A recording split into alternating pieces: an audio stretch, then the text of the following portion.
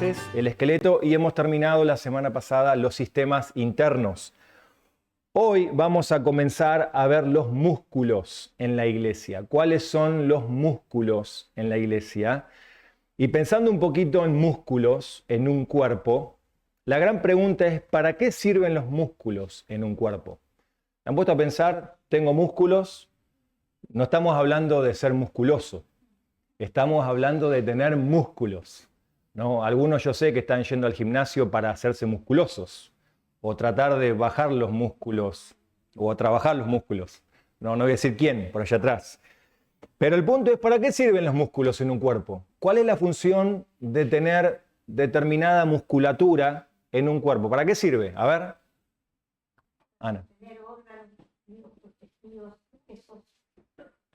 Muy bien. Sostener órganos, tejidos. A ver, el músculo es parte de un tejido. ¿Para qué más sirve un músculo? Para tener fuerza, ¿para qué? Para moverse, ¿no? Un músculo genera movimiento. Para eso tenemos los músculos. Imaginan, si no teníamos los músculos, estaría un esqueleto caminando y eso no sería posible. Por eso es muy importante tener una musculatura sana, fuerte, para que te dé estabilidad y puedas avanzar. Bueno, saben que cuando pensamos nosotros en los músculos de la iglesia, pensamos en los movimientos de la iglesia, cómo la iglesia se mueve, cómo se mueve la iglesia. En otras palabras, pensamos en aprender cuáles son las actividades espirituales dentro de la iglesia que le dan movimiento. ¿Cuáles son las actividades espirituales dentro de la iglesia que le ayudan a que este lugar, este cuerpo de creyentes, avance, se mueva, crezca? Entonces, eso es lo que vamos a estar aprendiendo durante los próximos 3 domingos acerca de los músculos. ¿Cuáles son las actividades que tiene que haber en la iglesia? Muy importante eso, verlo a la luz de la palabra de Dios, porque yo puedo venir a este lugar y decir, en esta iglesia estaría bueno que se haga tal actividad. Y la pregunta es si esa actividad realmente funciona como un músculo que le da movimiento o es solamente una mera actividad que se hace para decir estamos haciendo algo. Entonces vamos a mirar desde la palabra de Dios cuáles son los músculos, entre comillas, o actividades que Dios dice, estos son los músculos que hay que trabajar, estos son los músculos que deben usar para que esta obra avance. ¿Sí? Entonces, vamos a comenzar primeramente con el primer músculo o el primer movimiento espiritual, y este es la predicación y la enseñanza de la Biblia. El primer movimiento espiritual dentro de la iglesia es la predicación y la enseñanza de la Biblia. Esto es fundamental. Esta es la actividad esencial que debe haber en una iglesia. La predicación de la Biblia y la enseñanza. Ahora yo pregunto, a diferencia con otros lados, a diferencia con otras religiones, ¿por qué piensan ustedes que la Biblia pone como esta actividad espiritual como central en la palabra de Dios? Como la primera, es la primera y fundamental. ¿Por qué piensan que esto debe ser así y no otra cosa? ¿No? Por ejemplo, quizás ustedes han visto reuniones de 3 horas, 4 horas, en el cual uno puede pasar durante las primeras 2 horas haciendo un montón de cosas, menos estudiando la Biblia, ¿no? O uno puede ir a un lugar donde quizás ni la palabra de Dios se abre. Entonces, ¿por qué piensan que esto que estamos hablando, la predicación, es esencial? ¿Por qué piensan que es esencial? A ver, ¿por qué hacemos esto y no ahora nos ponemos a tomar mate y discutir del partido de anoche? Muy bien. Revela el carácter de Dios y la voluntad para la iglesia. Déjeme decir, ¿no?, que la proclamación de la palabra de Dios es algo funcional y primordial. Porque donde va la palabra de Dios en la iglesia es donde va tu vida. Es donde va tu vida como persona individua, como familia y como iglesia.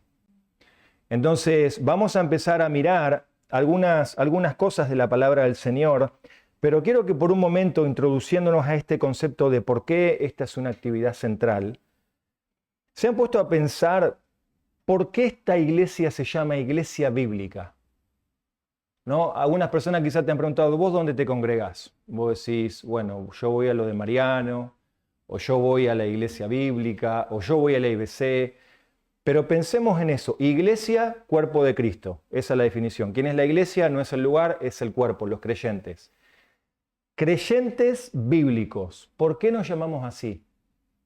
Razonemos un poco, Santi.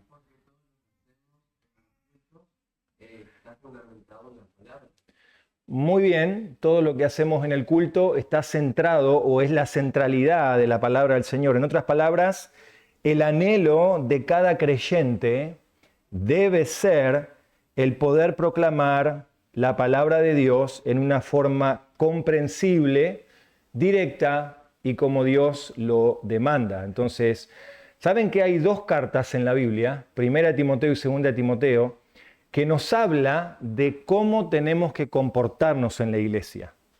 Nos muestra de cómo cada creyente debe comportarse y cómo debe funcionar en la iglesia. O sea, Pablo, pensando tiempo atrás, a Timoteo, un pastor joven que estaba recién comenzando a pastorear, le escribe toda una carta diciendo, te voy a decir cómo los creyentes en tu iglesia se tienen que portar, cómo se tienen que conducir y además cómo tienen que funcionar dentro de la iglesia. Y en ese funcionar les habla allí en 1 Timoteo 3, es el primer texto que quiero mirar, para mostrarle a Timoteo que lo principal en su iglesia en Éfeso era tenés que predicar la palabra y enseñarla. Es lo fundamental para que los creyentes se aprendan a conducir. Los creyentes aprendan a tener una ética cristiana que refleje el carácter del Señor. Entonces, fíjense, ¿no?, que en la Biblia, especialmente en estas cartas, si hay algo que es central, que es muy importante, es la doctrina. Pablo le dice a Timoteo, no, guarda la doctrina que has aprendido, protégela, predica la doctrina. Porque la doctrina es lo que hacía que la iglesia en sí funcione y hacía que los creyentes se conduzcan de una manera apropiada. Y ahí en 1 de Timoteo 3, versículo 15 y 16, dice, te escribo estas cosas para ir pronto a verte. Pero en caso de que me tarde, te escribo para que sepas cómo debe conducirse uno en la casa de Dios, que es la iglesia del Dios vivo, columna y sostén de la verdad. Fíjense que los pilares, ¿no? Columna y sostén de la verdad. ¿Quién sostiene la verdad? De acuerdo a ese pasaje. ¿Quién debe sostener los pilares de la verdad? Miremos el texto, dice, en caso de que yo tarde, yo te escribo esto para que vos sepas cómo te tenés que conducir en dónde. En la casa de Dios, que es la iglesia. ¿Dónde está la casa de Dios? La iglesia. Dios habita en su iglesia, en la cual dice columna y sostén de la verdad. En otras palabras, si Dios habita en mí y yo soy la casa de Dios, ¿cuáles son las columnas en las cuales se apoya la casa? De acuerdo a ese versículo. ¿Qué es? El texto lo dice. La palabra de Dios. Entonces, ¿cuál es la función de la iglesia? Sostener la Biblia. Sostener la palabra y la enseñanza de Dios. Vean que la predicación o la proclamación de la palabra del Señor es uno de los elementos esenciales de cómo Dios se revela a su pueblo, es cómo Dios habla al pueblo. Fíjense que ahí en versículo 16, continuando con la lectura, dice, E indiscutiblemente grande es el misterio de la piedad. Él fue manifestado en la carne. ¿De quién está hablando ese versículo? ¿Quién se manifestó en carne? Cristo. Vindicado en el Espíritu. Contemplado por los ángeles. Y ahora, ¿cuál es la próxima acción que el texto menciona? ¿Qué es? Proclamado entre quién? Entre las naciones. Creído en el mundo, recibido arriba en gloria. ¿Eso de qué está hablando? De la glorificación, de la ascensión del Señor. Entonces, fíjense que acá el contexto de estos dos versículos está hablando de la iglesia, de lo que la iglesia debe guardar y de lo que la iglesia debe hacer. Entonces, pensando en esa idea, ¿qué es lo que la iglesia debe guardar como central, como columna? La palabra. Excelente. O sea, tenemos que pensar que para que la iglesia avance, nosotros tenemos que guardar la palabra. Para que yo avance en mi vida personal con el Señor, para que mi familia avance con el Señor, yo tengo que sostener esto que la Biblia dice. Debo tener en alta estima la palabra del Señor. Debo apoyarme en esa columna y sostenerla. Porque si no me apoyo en esta columna y verdad, no puedo llegar a hacer lo que dice el próximo versículo, el 16. O sea, Cristo ya fue encarnado, Cristo ya fue vindicado, ¿no? En su Espíritu, por el Espíritu Santo. Los ángeles lo contemplaron, pero ahora tiene que ser proclamado Cristo. Cristo no puede quedar solamente encerrado en mi casa, Cristo y yo y mi relación con el Señor, o solamente acá en la iglesia ser predicado. Cristo tiene que ser, ¿qué? Proclamado a las naciones. Entonces, es muy importante que nosotros podamos ver que la razón por las cuales nosotros en la iglesia hablamos de la Biblia, enseñamos la Biblia, proclamamos la Biblia, es porque Dios pone esta actividad como central. Estamos honrando a Dios como central en la palabra. Por eso, en las reuniones de premiembros, cuando hacemos las clases de membresía, aquellas personas que dicen, a mí me gustaría ser miembro de la iglesia, una de las cosas que enfatizamos en este tipo de clases es el aspecto de creer y aceptar la centralidad de la Biblia en la vida del creyente.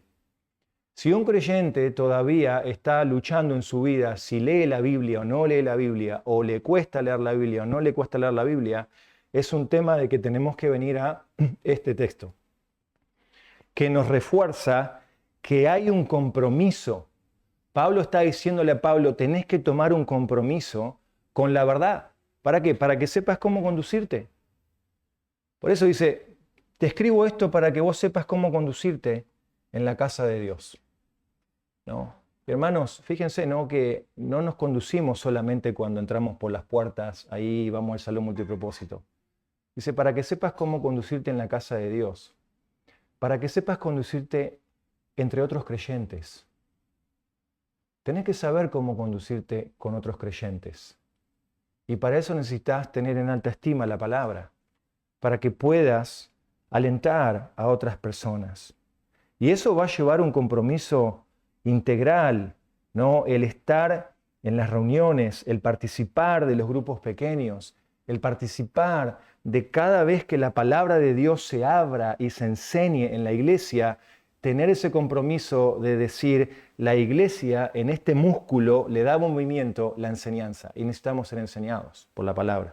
Miren este otro texto, capítulo 4, ahí en 1 Timoteo, capítulo 4, versículo 13. 4:13. Dice, entre tanto que llego, fíjense, ¿no? Pablo le está dando directrices a este pastor joven mientras que él va. No lo llevo a ver porque Pablo está preso en este momento, o sea, no va a poder salir de la cárcel. Es más, escribe 2 Timoteo y ya llega al final de su ministerio, ¿no? Pero él está aconsejando a este pastor joven y le dice, mira, entre tanto que yo llego, aprovecha el tiempo. Aprovecha el tiempo. No le está diciendo aprovechar el tiempo, pero le está diciendo, miren ese versículo, indirectamente, ¿qué le dice? Versículo 13. ¿Ocupate en qué? En la lectura. ¿Ocupate en la lectura de qué? Pregunto yo, ¿para Pablo era importante la centralidad de la palabra de Dios en su vida? ¿Para Timoteo era importante la centralidad de la palabra de Dios? Debía serlo. Porque le dice, mientras que yo llego, vos pasá tiempo en esto. ¿Por qué, Timoteo? Yo me pongo como pastor joven y digo, pero con tantas cosas que tengo que hacer en la iglesia, Pablo, con tantos problemas que hay en la iglesia, ¿vos pensás que yo me tengo que pasar tiempo ocupándome en esto? Fíjense lo que dice la palabra. Ocúpate en la lectura de la palabra, la exhortación y ¿qué más? ¿Qué debía hacer Timoteo para generar movimiento en la iglesia? Ocuparse en la lectura, en exhortar a los hermanos por medio de la proclamación de la palabra y enseñar la escritura. ¿Por qué? Noten, no descuides el don espiritual que está en ti, que te fue dado por medio de la profecía con la imposición de manos del presbiterio. En otras palabras, Timoteo había sido reconocido como pastor de esa iglesia. Los hermanos habían reconocido que Timoteo tenía el don de la enseñanza y tenía el carácter que califica, de acuerdo a capítulos anteriores, como por ejemplo el capítulo 3, que Pablo le dice, mirá, los ancianos en la iglesia, los pastores, deben ser esto. Si quieren ser pastores, deben ser esto. Pero deben calificar y deben ser aptos para enseñar. Timoteo, vos sos apto para enseñar. No descuides ese don que el Señor te dio. Usalo. ¿Por qué? Porque ese don fue confirmado por la iglesia, por el presbiterio, ¿no? Y dice aquí la palabra, reflexiona sobre estas cosas. ¿No? Reflexiona lo que te dio el Señor, lo que tenés que hacer en la obra, reflexiona, dedícate a ellas para que tu aprovechamiento sea evidente ¿a quién? A todos. ¿Saben, hermanos? Cuando uno dedica tiempo a la lectura de la palabra de Dios y reflexiona teológicamente de las cosas que Dios está queriendo hacer en la vida personal de cada uno, eso se va a ver no solamente en un aprovechamiento personal de uno, de que Dios le está enseñando a uno, sino en el aprovechamiento de quién. ¿De quién se va a ver? De toda la iglesia. Cuando vos pasás tiempo con el Señor y el Señor trabaja tu músculo, trabaja tus sistemas internos. ¿Te acuerdan del sistema interno? ¿Cuál era? Obediencia. Cuando el Señor trabaja ahí en tu obediencia, el Señor empieza a trabajar, a confrontarte con cosas que debes obedecerle al Señor. Cuando el Señor empieza a confrontarte con otro sistema, ¿te acuerdas? El sistema del amor, el sistema de la unidad, te empieza a confrontar con estas cosas que son esenciales para nuestra vida personal como creyentes. Ahí entonces el Señor empieza a cambiar tu vida.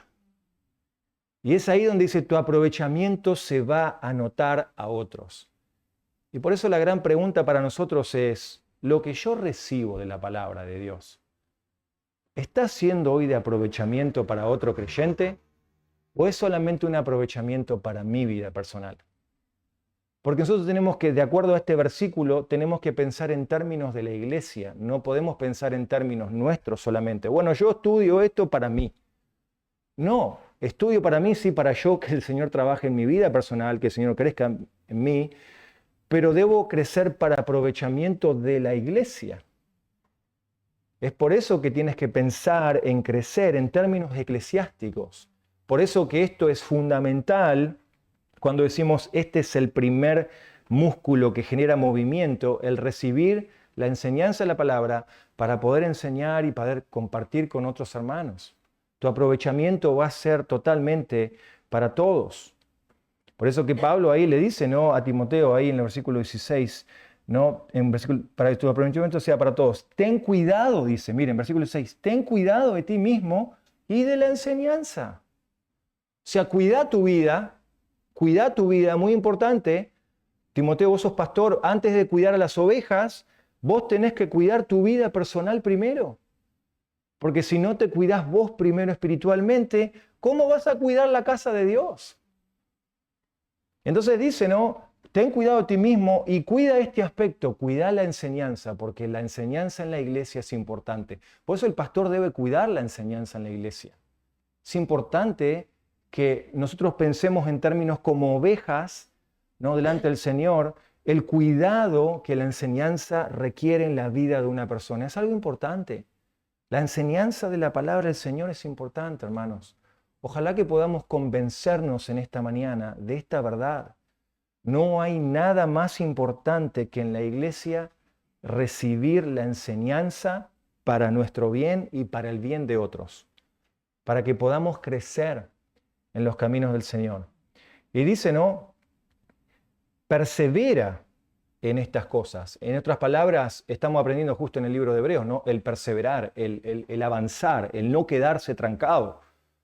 Para eso Dios ha puesto en el cuerpo de Cristo, cuando uno tropieza, viene otro y le levanta. Para eso Dios ha puesto Gálatas capítulo 6, versículo 1 en su providencia. Si hay un hermano que ha sido sorprendido, los espirituales, los que están entendiendo lo que está pasando en la vida de esta persona, dice, vienen con amor, considerándose a sí mismo, reflexionando teológicamente de estas cosas que han aprendido en su vida personal con el Señor y ayudan. Dice, ocúpate, persevera en estas cosas, porque haciéndolo, fíjense, ¿no? Pone ahí bien firme el énfasis, haciéndolo, asegurás la salvación para ti mismo y para los que, ¿qué? Te escuchan. La enseñanza tiene que ver con un aspecto del escuchar. La proclamación de la palabra tiene que ver con un aspecto de escuchar. Entonces, claramente Pablo le pone el énfasis ahí a Timoteo en cuanto a hacer esto, porque perseverando das la muestra de que sos salvo y haciendo esto asegurás la salvación de los que te escuchen. En otras palabras, el que recibe la enseñanza y la practica, la tiene en su vida y es de aprovechamiento, mostrará que es una persona en el músculo que avanza. No, por eso, cuando quizás algo práctico para pensar, ¿no? Cuando te preguntan qué se hace en tu iglesia o qué clase de cultos tienen, creo que la respuesta más cerca a la palabra del Señor sería: nuestros cultos o nuestras prioridades están centradas en la proclamación de todo el consejo de Dios. Creo que esa es la mejor definición que podríamos dar a una persona que nos pregunta que si quiere venir a la iglesia, quiere conocer el lugar y qué se hace, y te preguntan, ¿y cómo son tus reuniones? ¿En qué consisten? Nuestras reuniones se centran en la enseñanza de la palabra del Señor. ¿Por qué? Porque para mí, como para vos, debe ser lo que vemos en la Biblia, central. La palabra es central. Y Dios bendice, hermanos, eso. Cuando la iglesia pone la palabra de Dios, cuando tú en tu vida personal pones la palabra de Dios cerca de tu corazón, Dios va a bendecir tu vida. Dios honra. La Biblia dice claramente, ¿no? Yo honro a los que me honran y me hallan los que temprano me buscan. Fíjate en ese principio, yo honro a los que me honran. Si honrás al Señor, Dios te va a honrar a vos. Buscás al Señor temprano, lo vas a hallar. Sí, a veces nosotros dejamos al Señor para lo último en nuestra vida. Las ocupaciones a veces toman lugar en nuestra vida, las cosas que tenemos quizás como prioridades toman ese lugar y después queremos que el Señor nos ayude, queremos que el Señor prospere en nuestra vida, nos haga felices, nos dé gozo, nos dé alegría. Y nos preguntamos a veces, ¿por qué no estamos bien? Una pregunta para retroalimentación nuestra y examinar es, ¿qué lugar está ocupando hoy la palabra en mi vida?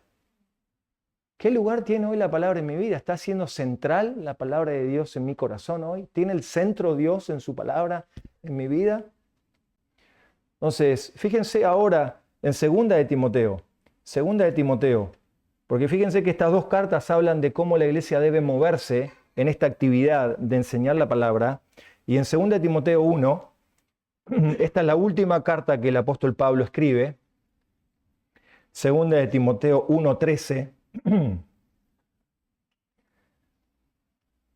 Retén. Miren cómo empieza la palabra. Retené. Retené. O sea, ya en 1 Timoteo te ocupaste, la leíste, reflexionaste teológicamente, le enseñaste a los hermanos. Ahora, ¿qué puede pasar con el tiempo? ¿Qué nos puede pasar con el tiempo? ¿No? Leemos la palabra, la estudiamos la palabra, pero ¿qué puede pasar? Algo que nos puede pasar. Olvidarla. Nos podemos olvidar, ¿no? Es como la escuela. Estudiamos determinados temas, ¿no? en la escuela y los pasamos con 7, con 8, con 9, pero si hoy volviéramos 10 años atrás a la escuela y tenemos que revisar esos temas, no nos acordamos nada.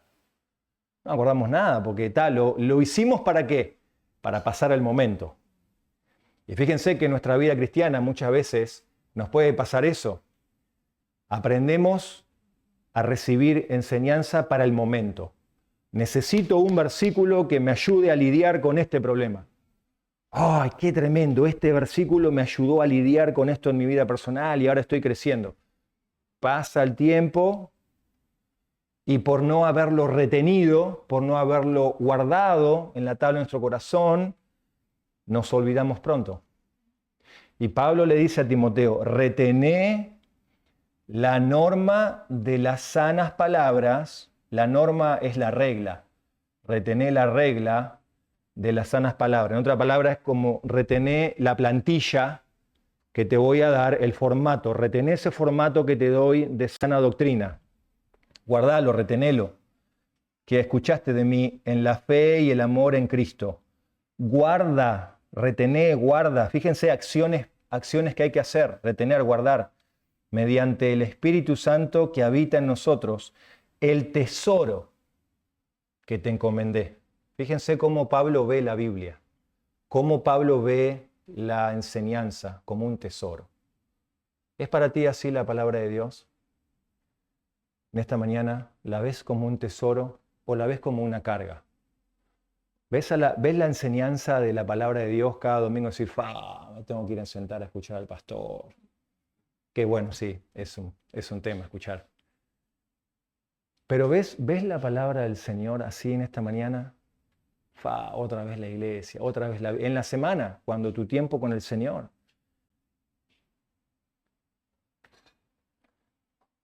La palabra del Señor demanda la enseñanza, compromiso de aprender y darla.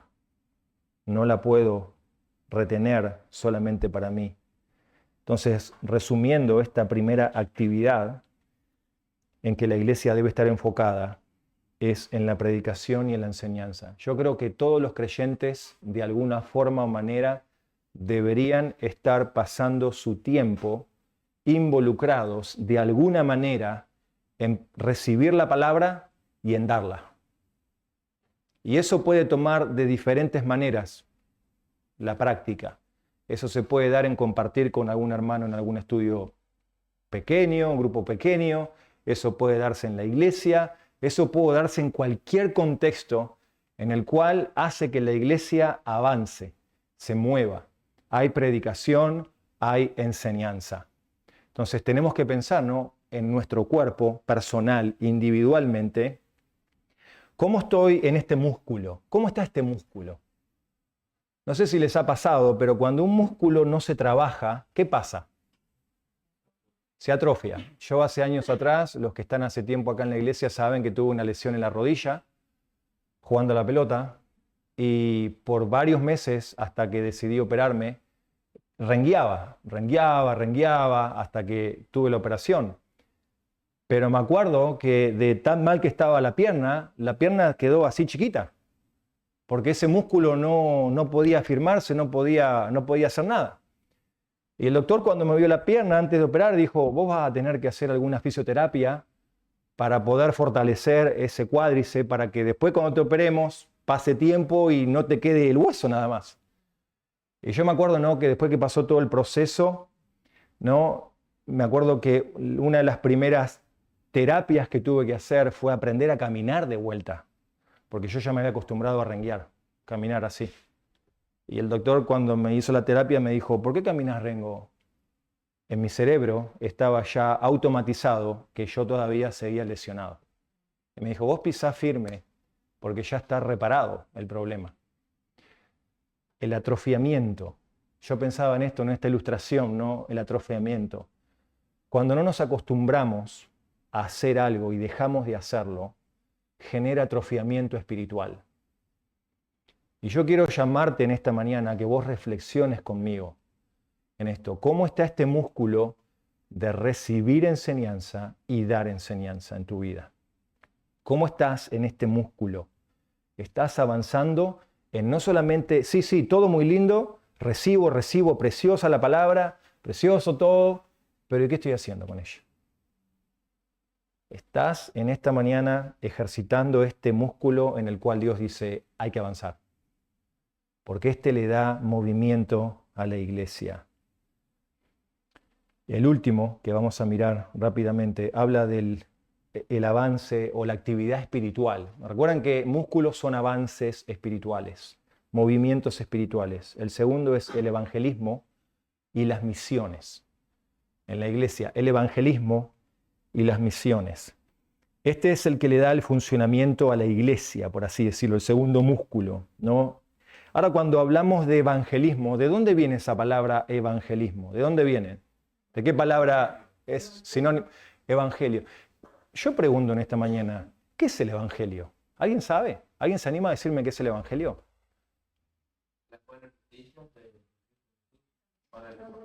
Excelente, excelente. Las buenas noticias, ¿no? Una frase resumida es la buena noticia de que Cristo ha venido a morir por mí, que soy un pecador, y resucitar al tercer día, ¿no?, para que ya no siga viviendo, como dice así 1 Corintios 15.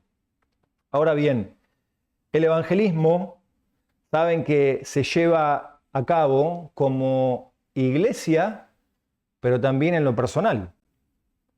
¿No? Yo tengo que pensar en este movimiento que pone el corazón de Cristo en centralidad. ¿Por qué? Recibo la palabra y ¿ahora qué voy a hacer? Bueno, ahora voy a hablar de la buena noticia, de lo que Dios está haciendo en mi vida, de lo que Dios ha hecho. Vamos a mirar ahí en Filipenses, rápido.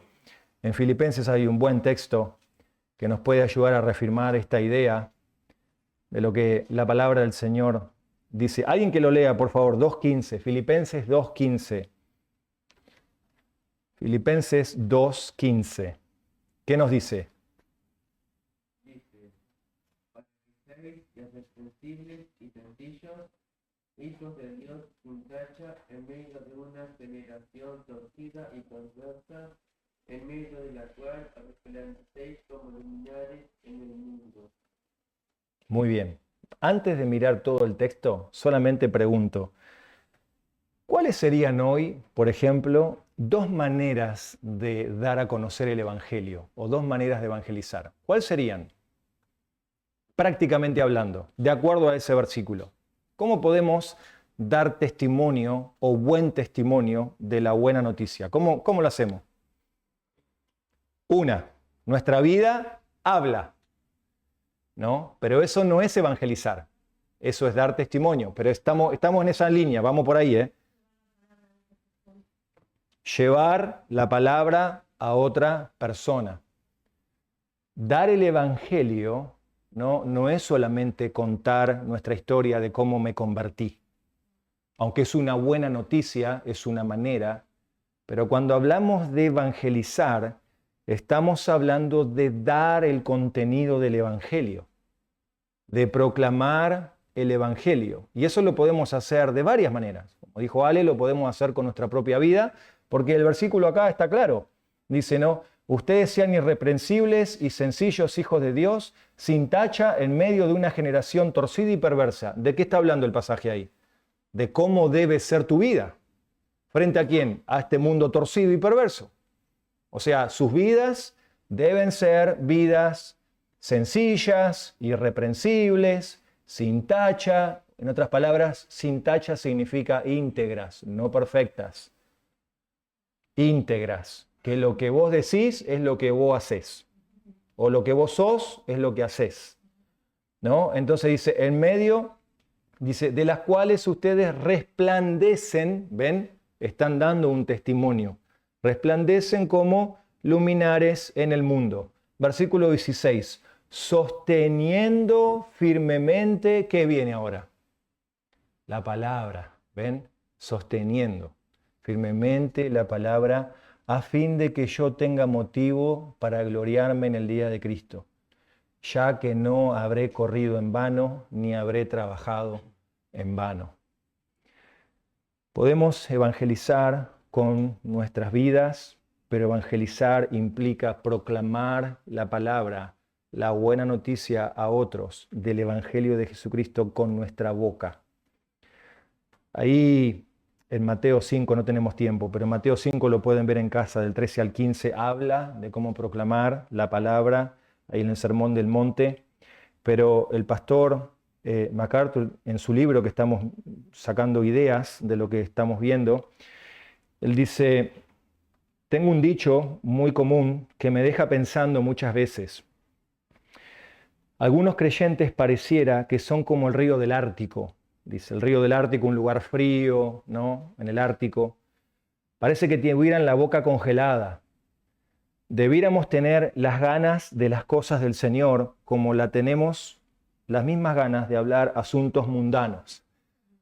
¿No? Me quedé pensando en eso, ¿no? Que dijo, ¿no? A veces pareciera que teníamos bocas como la de un río, frío, un Ártico, un hielo. No hablamos, congelada. Vemos alguna situación, tenemos algún amigo que le podemos compartir el Evangelio donde vemos que hay una necesidad puntual en su vida de Cristo, ¿no? En algún contexto en el cual nos movemos quizás y sabemos que hay necesidades espirituales en esa vida y podemos tener la oportunidad de ser el luminar, como dice acá, proclamando la verdad del Evangelio y nos callamos.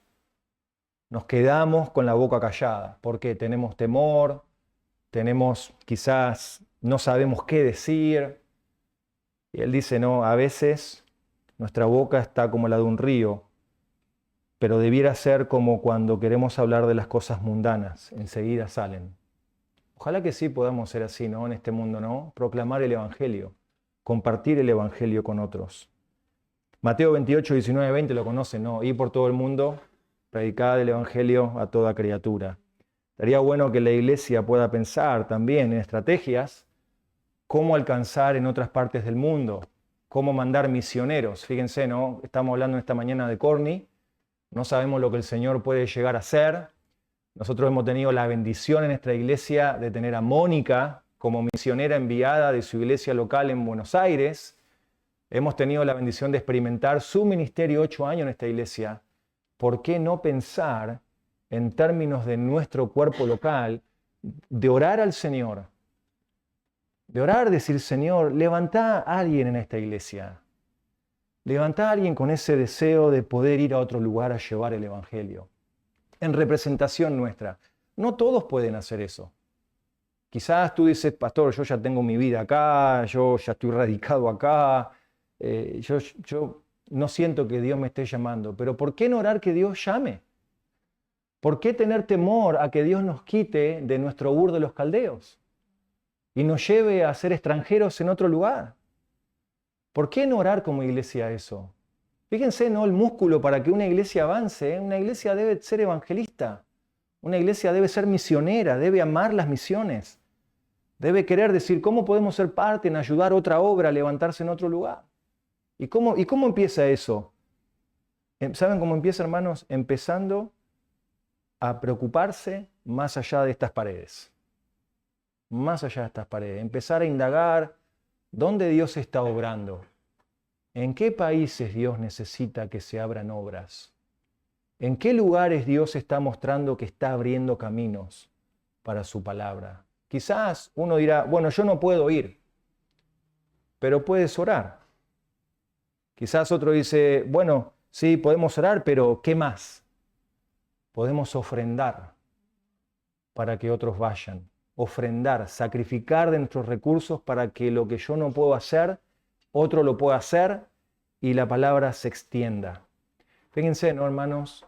Una iglesia que funciona conforme al plan de Dios, su primera actividad espiritual es proclama la Biblia, la enseña. Y en segundo lugar, evangeliza y piensa en las misiones. Miren si no tenemos todavía trabajo por hacer y cosas por crecer en la iglesia.